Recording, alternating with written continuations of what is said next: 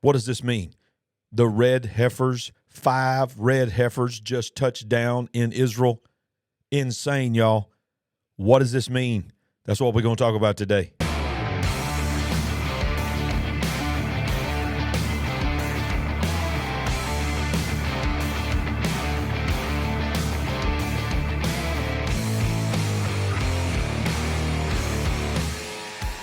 Yeah, that's right. That's right. So the news reports are out. I've seen the videos. You may have seen the videos that 5 perfect red heifers. And that's a funny word when I hear the word heifer, because I, being raised in the South, you got called old heifer a lot, and that's of course a cow. A heifer is a cow, in case you didn't know that. But a perfectly bred red heifer, according to Levitical law, has to be killed and then, of course, sacrificed. And the ashes of that red heifer is needed, according to the Levitical law, to cleanse the temple of God, which many have believed would be one of the final signs that when we have the red heifer that and the ashes, that the third temple will be able to be rebuilt in Jerusalem. And, of course, for the Jewish people, that they believe that will usher in the Messiah. For the Messianic Jews and the believers like us, like myself, I don't know about you, but like me, that believe that Jesus is the Messiah, the rebuilding of the temple is also in the New Testament. That would be a sign of the return of Jesus Christ. And, of course, setting into motion many of the events of the book of Revelation, Daniel, many of the prophetical statements as well. The rise of the Antichrist. Of course, Jesus talked about the abomination of desolation happening there in the rebuilt temple when the Antichrist would go in, set himself up to be God, and cause all to worship him. And, of course, you caused everyone to take the mark of the beast and to worship the image of the beast, which is another broadcast, not this one. But you know what's so cool and so awesome is before the news really broke here across YouTube and across the country on news outlets, it broke right here on the big picture, because Pastor Begley is ahead of the game. He's always got ears on the ground. He's got connections in Israel, connections all over the world. And the first week of this month, September 2022, if you're watching this, he was on this show, and I did not know that he was going to break that news, but he broke the news of the red heifers are coming to Israel.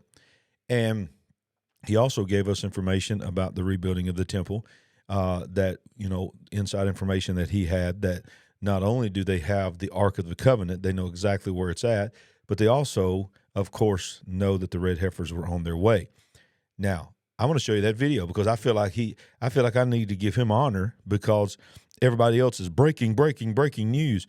Well, guess what? Paul Begley was ahead of the game. Let's look at that right now. And it's just about a 2-minute clip. But this was 2 weeks before everybody else had it on their Facebook timeline, their news feed, their YouTube channels. Paul Begley, right here on the big picture, broke the news. If that isn't enough to tell you that we're in the end times, there's already 2 red heifers. Oh my goodness! You have to sacrifice a red heifer. They did it in the Old Testament. Yes, you got to sir. do it. Anytime you rebuild a temple, temple, you have to have a perfect red heifer that's the exact age of 3 years to sacrifice. It can't have spot or blemish on it. It can't have one hair white. It has to be completely red. Then you sacrifice it, you burn it, and you sprinkle its ashes in this water, and you dedicate the temple. Now, it's only been done 9 times in the history of the world, and it hasn't been done since the temple was destroyed in 70 A.D. Oh, are you about to tell me?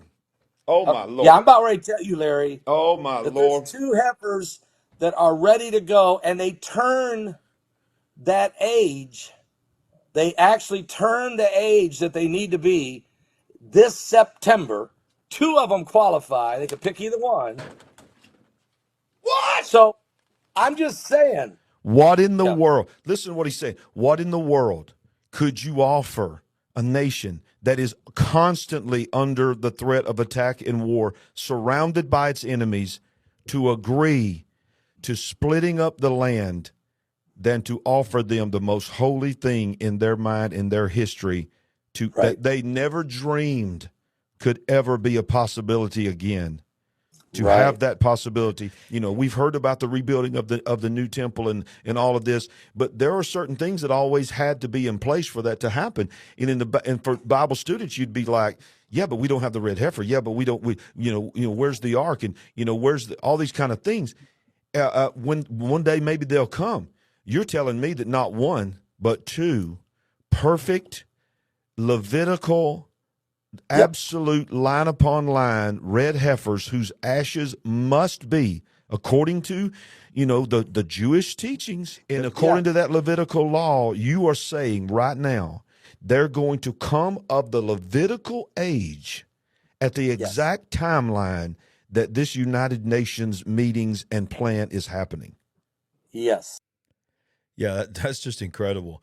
I mean, as I said, we broke the news here on The Big Picture and the Kingdom Intelligence Report, which is a once a month at this time interview with Pastor Paul Begley, who's on the front line.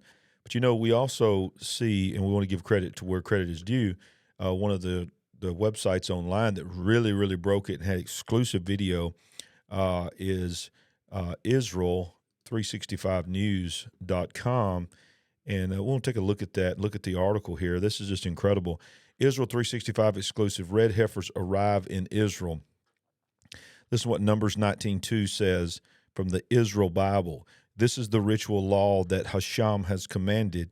Instruct Bnei Yisrael to bring you a red cow without blemish, which there is no defect and which no yoke has been laid. As Pastor Paul said, not only does it have to be a perfectly red heifer, but it has to be a couple of things. Not one. I think they're permitted 2 white hairs, but preferably no white hairs. In this exclusive report here, in videos that I've seen, Jewish rabbis actually flew to this cattle ranch in Texas that were breeding the red Angus cows, which are, of course, the red heifers, and had been breeding them to be perfect, had one section that was being bred exclusively for the Jewish people and for the red heifer. And, they cannot be impregnated. They could never be worked and so forth. And that's what this is all about. Now, this picture here that you see of the red heifer, these are when they were arriving. That is copyright to Israel 365 News. That's why I want to make sure I give them full credit down below. Let's just watch a little bit of this video here. This is pretty incredible. I think I've got sound that'll work on here. Let me see if I can make sound work on this right here. Yeah, here we go. Watch this. This is pretty awesome. This is the airport. This is when they were coming in. They had just touched down at the Ben Gurion International Airport. Fast forward a little bit. This was the majestic moment where you can hear the airplanes in the background, where they're about to get off, and inside that plywood box is 5 heifers that are from Texas. Watch this. They're literally about to step on holy ground on Israel. There they come. There they come. That's just incredible, y'all. That's incredible. Wow. Wow. So yeah. That's so we see here. The red heifer is a main component of the biblical mandated process of ritual purification for impurity. You've heard us talk about that. These are many of the Jewish part of the Temple Mount, and some of the guys that are in there are actually from Texas as well that helped do this. And of course, you see the Jewish priests and rabbis there. I'd certainly encourage you to go to Israel365news.com, read the entire article. I want to show you this one right here. Left to right, Rabbi Azriel. I'm terrible with these names, and Rabbi Yisrael Ariel. These are some of the very influential people that are involved in what is going on with the Temple Mount, y'all. This is just crazy. This is crazy awesome.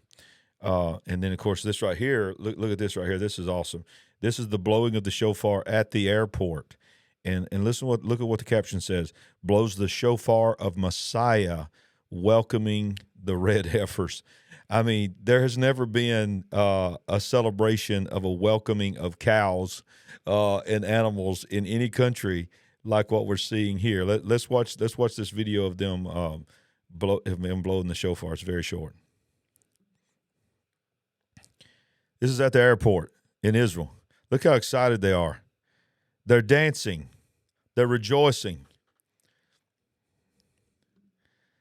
This is so incredible, y'all. Wow. Wow. The blowing of the Messianic shofar. So, I want to give complete credit to Israel365news.com. I'm going to put their link down in the show notes to go directly towards their website to read everything that's going on there. It is just awesome, y'all. This is just incredible because this is piece by piece. Things are getting ready for. I mean, if you've ever needed evidence, I mean, you should have already known that we're the last generation. We talk about that all the time here, the remnant, the final generation, the Joel chapter 2 generation, the days that earthquakes shall be in divers places, all this kind of stuff that you see God talking about, Jesus talking about looking for the end times. He talked about the temple. He talked about the abomination of desolation happening in the temple. You can't have an abomination of desolation without a temple. And, of course, in the time of Jesus, there was Solomon's temple. Herod's temple, I should say. Well, that temple was destroyed in 70 A.D., but God's all-knowing, so he knew that was coming. He knew that there was going to be another temple. And, ladies and gentlemen, there's two major things that we have been waiting on all our lives, people that have studied prophecy, before that Jewish temple can be rebuilt. Number one was the red heifers. The ashes of the red heifer had to be in place. They've only possessed the ashes of the red heifer. Listen to this, 9 times. 9 times in the history of the Jewish people. And the Jewish Talmud says that the 10th time they do it will usher in the Messiah. Well, they're about to do it on the 10th time. The other thing is that they needed the Ark of the Covenant. And people have thought the Ark of the Covenant was lost. It was gone. They have the Ark of the Covenant. On that same show, Pastor Paul, when he broke the news that the red heifers were coming, his intelligence had told him they had 2 that was perfect. Ended up being 5 that were coming, but I believe there's 2 that's preferred of the 5.